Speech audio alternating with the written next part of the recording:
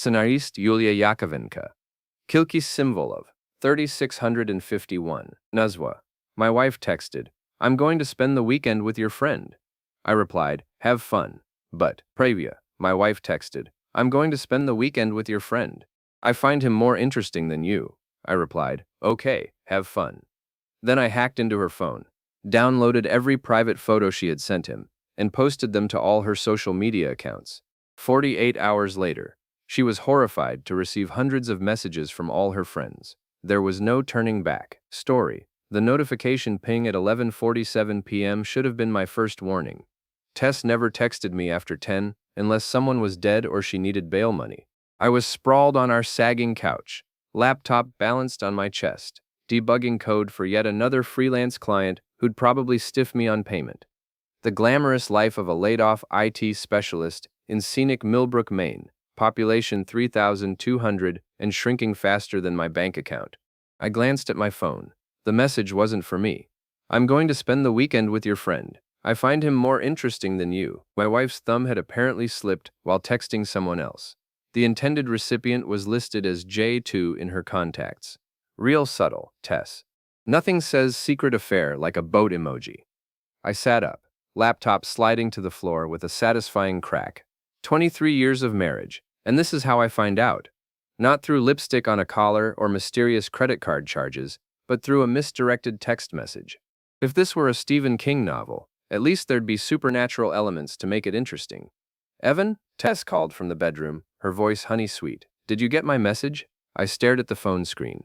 The smart move would be to confront her, demand explanations, maybe throw some dishes. The Evan Clark of 6 months ago, back when I had a steady job and illusions about my marriage, would have done exactly that. Instead, I typed back, okay, have fun. Silence from the bedroom. She was probably staring at her phone, wondering if I'd finally snapped or just didn't care anymore. Truth was, I'd stopped caring around the time she started referring to my unemployment as Evan's little vacation at dinner parties, but I wasn't done caring about making her pay for it. I padded to the kitchen and grabbed a beer, my mind already spinning. 20 years in IT teaches you that information is power, and people are phenomenally stupid about digital security. Tess used the same password for everything. Our anniversary date followed by love. The irony wasn't lost on me. My phone buzzed. Another message, this one definitely meant for me. We need to talk when I get back Sunday. This isn't working. I almost laughed. After 8 months of her working late, 3 nights a week, and mysterious weekend girls' trips, now she wanted to talk. I cracked open the beer and settled into the kitchen chair that gave me a clear view of our neighbor Mrs. Bauer's house. The old woman never slept and saw everything that happened on Maple Street. If I was going to war, I'd need intelligence. My laptop was cracked but functional, a metaphor for my entire life lately. I opened a new terminal window and got to work. If Tess thought she could discard me like yesterday's code, she was about to learn that this particular program had some hidden functions. The first hack was almost insultingly easy. Tess's iCloud account opened like a flower, revealing months of messages, photos, and call logs. My beer went warm as I scrolled through the evidence of my marriage's corpse. J was Jason Barrett, my former best friend and current owner of Barrett Marine Services. We'd grown up together, been best man at each other's weddings, shared beers and dreams of escaping this dead-end town. Apparently, he'd decided to escape with my wife instead. The messages went back 4 months. Started innocent enough.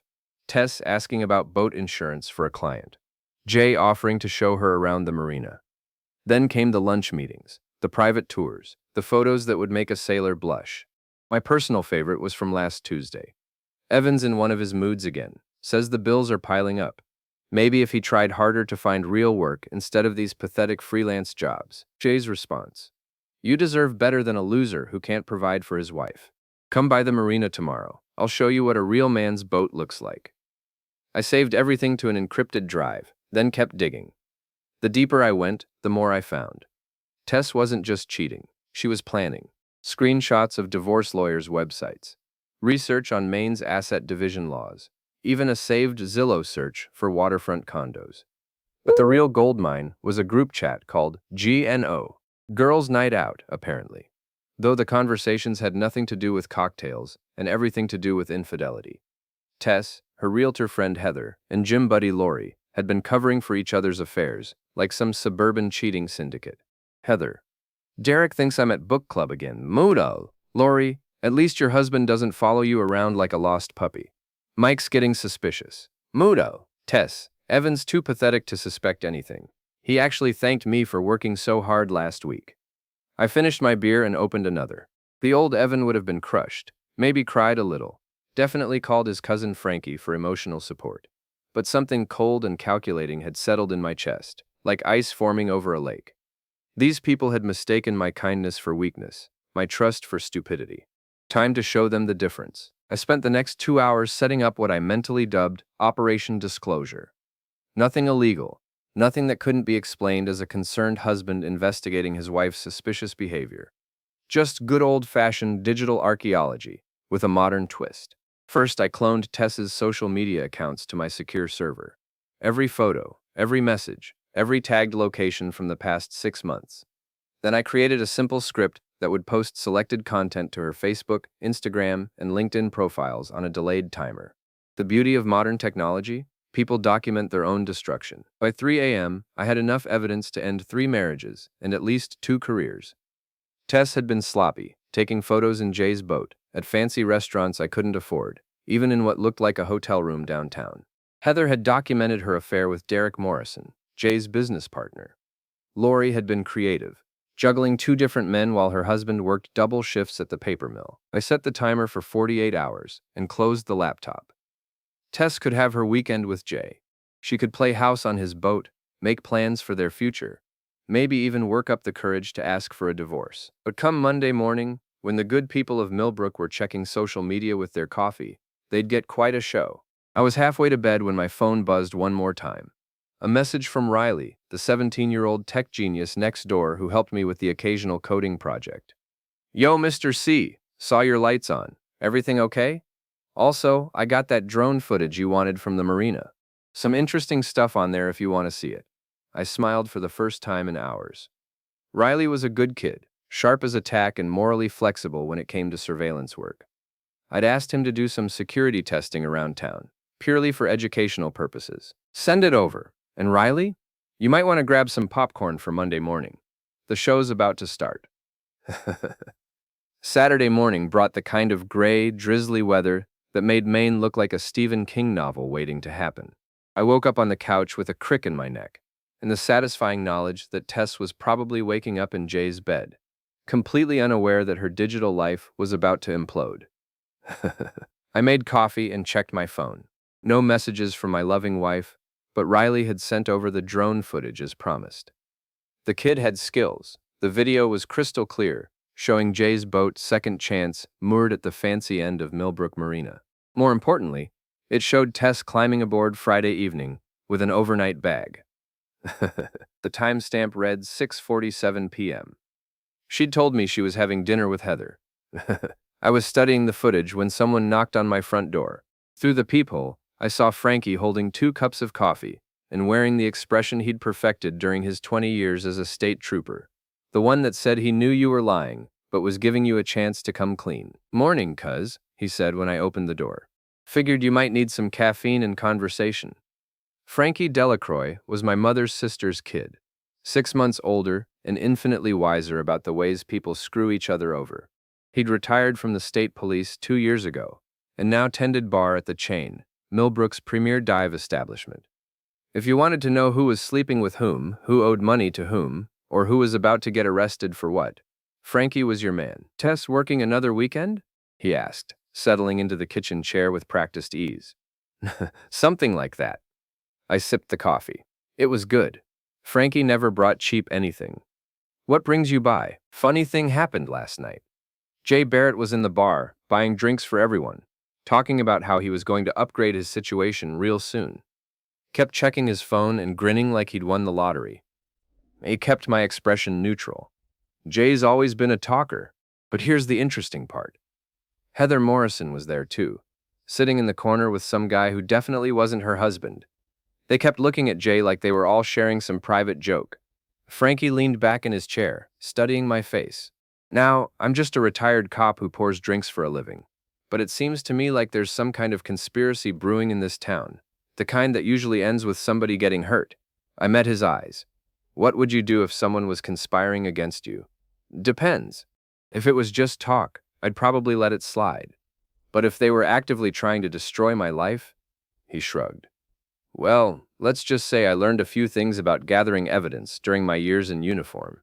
I made a decision. Want to see something interesting? I showed him the drone footage, the text messages, and selected screenshots from the GNO group chat. Frankie's expression never changed, but his coffee cup stopped moving halfway to his mouth when he saw the photo of Tess and Jay in what was clearly a compromising position. How long has this been going on? 4 months that I can prove. Maybe longer. I closed the laptop. The question is, what am I going to do about it? Frankie was quiet for a long moment. You know, back when I was working, we had a saying, justice is what happens when the law meets the facts. Sometimes the law handles it. Sometimes the facts handle themselves. And sometimes good people have to help the facts along a little. He finished his coffee and stood up. I'm working tonight if you want to come by the bar. Saturday nights are always interesting at the chain. You never know what you might overhear. After Frankie left, I spent the day fine-tuning my plan. The delayed social media posts were just the opening act. If I was going to destroy my wife's life, I needed to be thorough, creative, and completely untraceable. I started with reconnaissance. Mrs. Bauer was in her garden, pretending to weed while actually monitoring the neighborhood's comings and goings. I wandered over with my own cup of coffee. Morning, Mrs. B. Beautiful day for gardening. Oh, she looked up, her sharp eyes taking in my unshaven face and wrinkled clothes. Morning, Evan. Tess working again this weekend? Afraid so. Real estate never sleeps, you know. She went back to her weeds, but I could tell she had more to say. Mrs. Bauer always had more to say. Funny thing, though, I could have sworn I saw her getting into that Barrett boy's truck Friday evening. But my eyes aren't what they used to be. Bingo. Jay Barrett, the marina guy? That's the one. Drove right past here around 6:30, bold as brass. Had a woman in the passenger seat looked an awful lot like your Tess. But like I said, my eyes. She trailed off meaningfully. I'm sure it wasn't her, I said. Probably just someone who looks similar. Mrs. Bauer nodded. But her expression said she wasn't buying it any more than I was. Course not. Still, if it had been Tess, I'd have gotten it on my security camera. I record everything these days. Too many strange cars driving through the neighborhood. I nearly choked on my coffee. You have security cameras? Oh yes, my son installed them last Christmas. Records everything that happens on the street, 24 hours a day. Automatically saves to some cloud thing. She smiled innocently.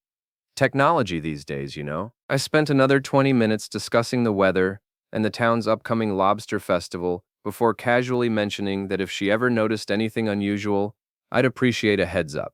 Mrs. Bauer assured me that neighbors had to look out for each other. That evening, I took Frankie's advice and headed to the Chain.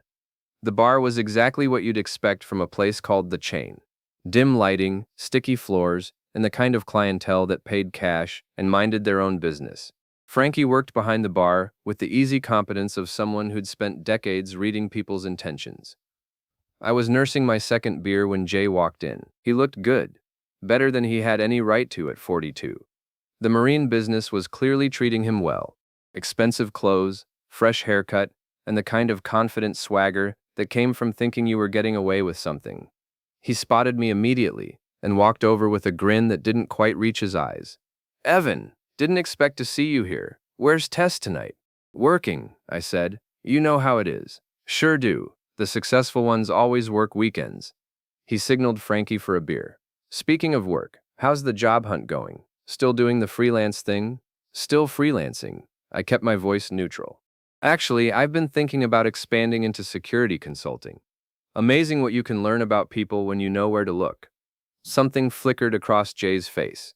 Too quick to be sure, but it might have been nervousness. Security consulting, huh? Sounds interesting. Oh, it is. For instance, did you know most people use the same password for everything? Email, social media, cloud storage, all protected by their anniversary date or their dog's name. Makes it incredibly easy to consult on their security vulnerabilities. Jay's beer stopped halfway to his mouth. That's good to know. Isn't it? I smiled. I've been doing some consulting around town lately. Amazing what people leave exposed. Photos, messages, location data. It's like they want to get caught. Right. Well, I should probably. Hey, Jay. Heather Morrison appeared at his elbow, slightly drunk and overly friendly. Fancy seeing you here. Where's your weekend guest? Jay's face went pale. Heather, apparently realizing her mistake, tried to backtrack. I mean, I thought I heard you were, that is, someone mentioned. I think there's been some confusion, Jay said quickly. I don't have any weekend guests. I looked between them, letting the silence stretch uncomfortably. Weekend guest? Anyone I know? No, Heather said too loudly. No, I was thinking of someone else. Definitely someone else. I finished my beer and stood up. Well, this has been enlightening. Jay, give my regards to your boat. Heather, tell Derek the first said hello. I'm sure he's wondering where you are.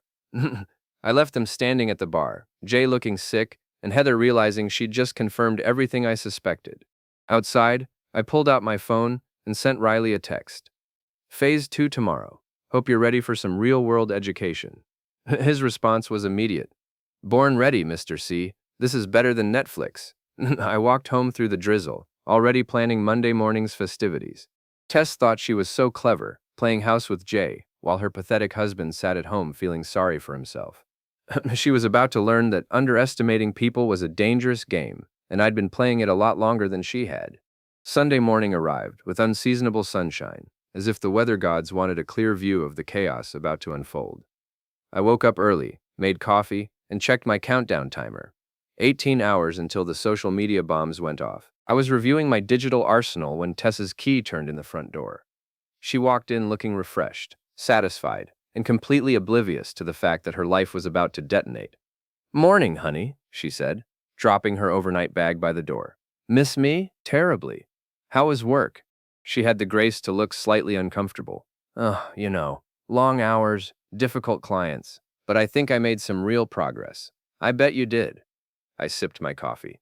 Get any good photos for the company website? What? Photos? For marketing. I know how much you love documenting your professional achievements. Tess stared at me for a moment, clearly trying to figure out if I was being sarcastic or just making conversation. Right. Well, I need a shower. Then we should talk. Looking forward to it. She headed upstairs, and I heard the shower start. Perfect. I had maybe 20 minutes before the we need to talk conversation that would end our marriage. Might as well make them count. I opened my laptop and made a few final adjustments to tomorrow's social media surprise. Then I sent a text to Riley. Showtime in 5 minutes. You in position? Ready when you are, Mr. C. Got eyes on the marina. I walked to the kitchen window and looked out at Mrs. Bauer's house. She was in her garden again, but I caught her glancing toward my house. The woman had radar for domestic drama. Tess came downstairs 20 minutes later, dressed in what I'd learned to recognize as her serious conversation outfit. Jeans and a sweater that said she was approachable, but not trying too hard. Evan, we need to discuss our situation. I sat at the kitchen table. Our situation? Our marriage. It's not working anymore. We both know it. Do we? She sat across from me, her expression carefully composed. We've grown apart. We want different things. I think it would be best if we took a break. A break. Like a vacation? Like a separation. She folded her hands on the table. I've been thinking about this for months. We're not happy, Evan. When's the last time we really talked? When's the last time we laughed together? When's the last time you came home on a Friday night? That stopped her. What's that supposed to mean? Nothing. Just wondering about your schedule lately. Lots of weekend work, evening appointments, overnight trips. I leaned back in my chair. Must be exhausting, all that dedication to your career. I work hard because someone has to. The bills don't pay themselves. Right. And I'm sure Jay Barrett appreciates your dedication. The color drained from her face. What did you say? Jay Barrett, old friend of mine, owns the marina. I'm sure you know him.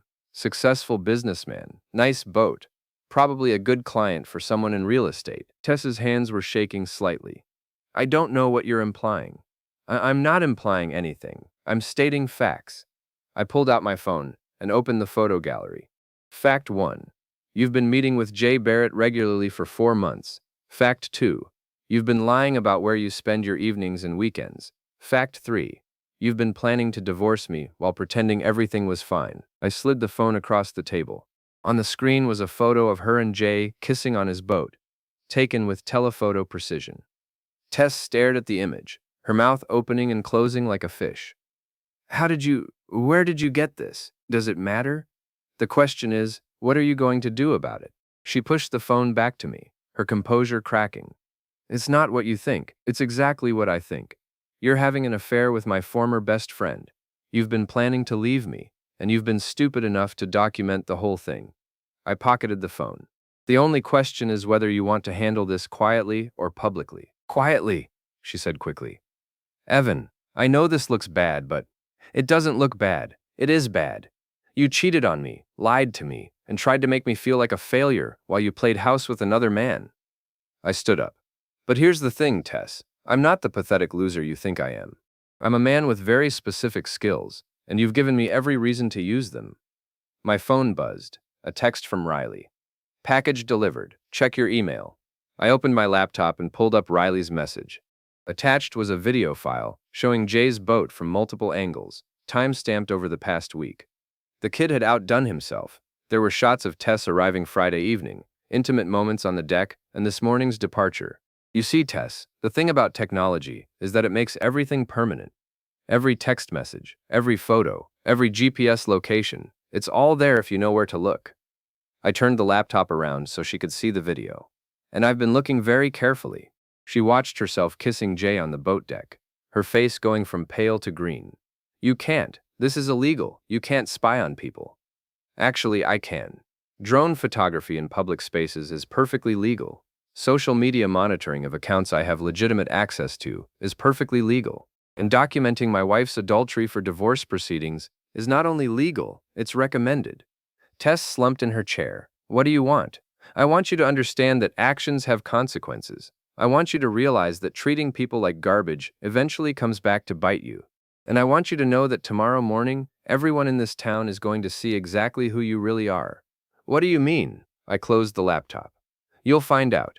In the meantime, I suggest you call Jay and let him know that his weekend guest has been compromised. You might also want to warn Heather and Lori that their little cheating club is about to become very public. Tess stood up shakily. Evan, please. We can work this out. We can go to counseling, start over. No, we can't. You made your choice when you decided I wasn't worth your honesty or respect.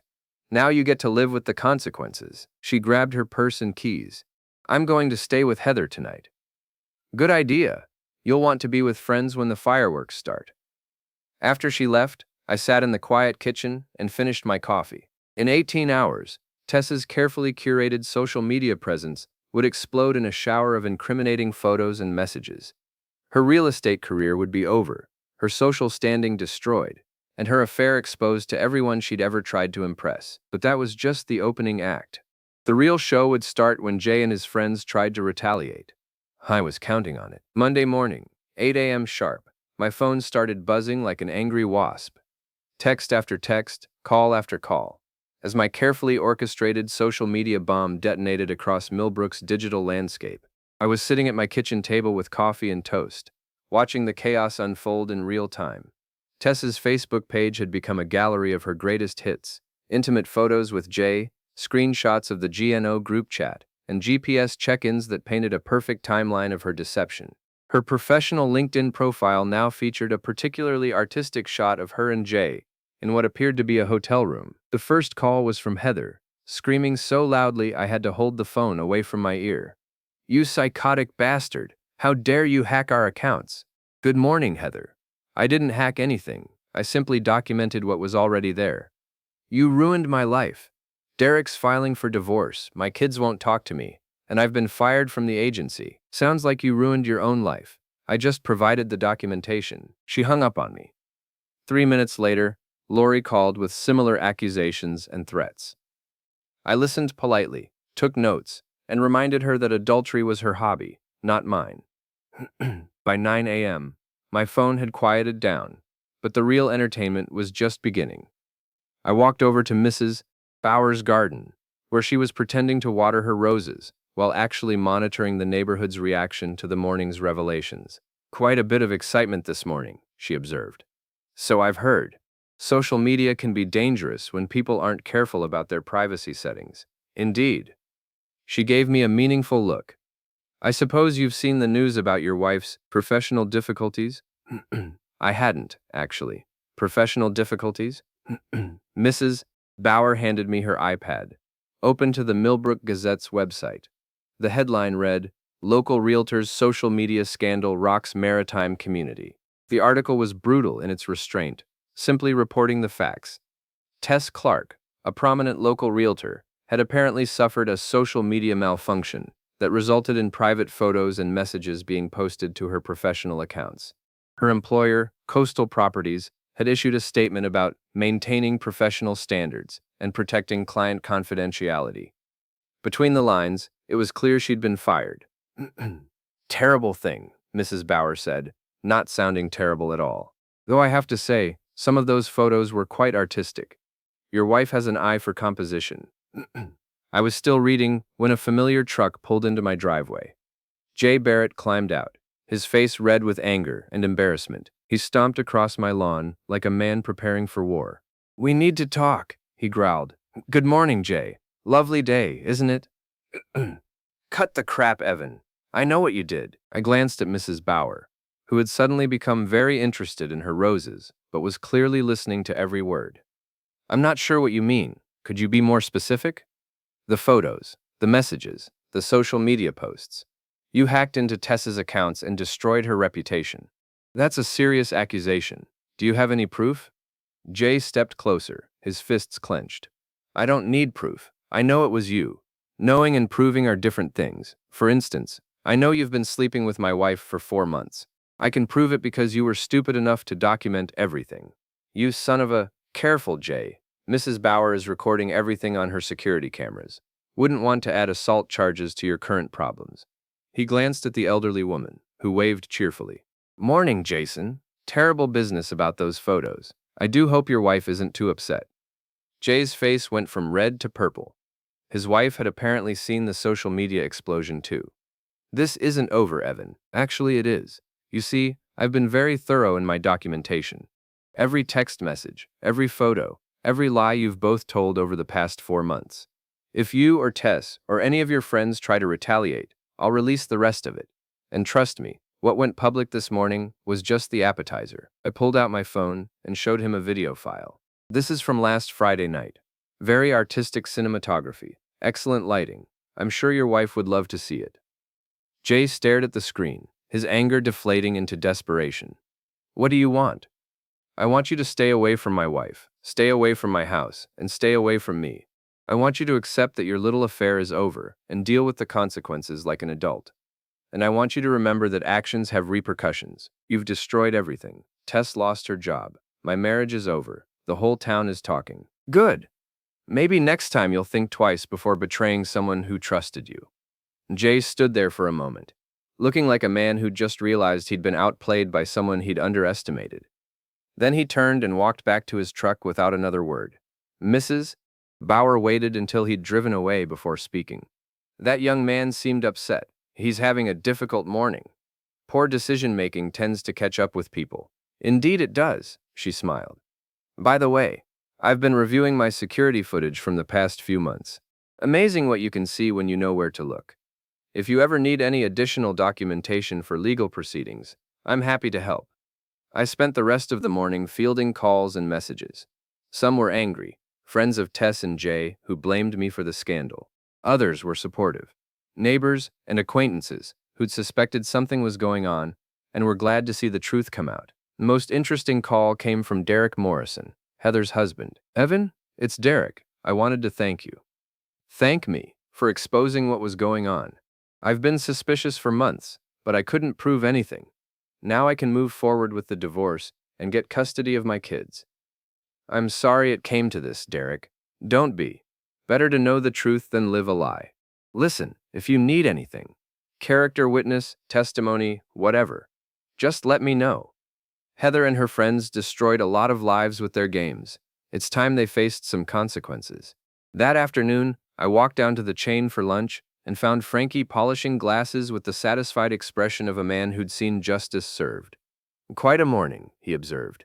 So I've heard. Jay was in here earlier, drowning his sorrows in whiskey and self-pity.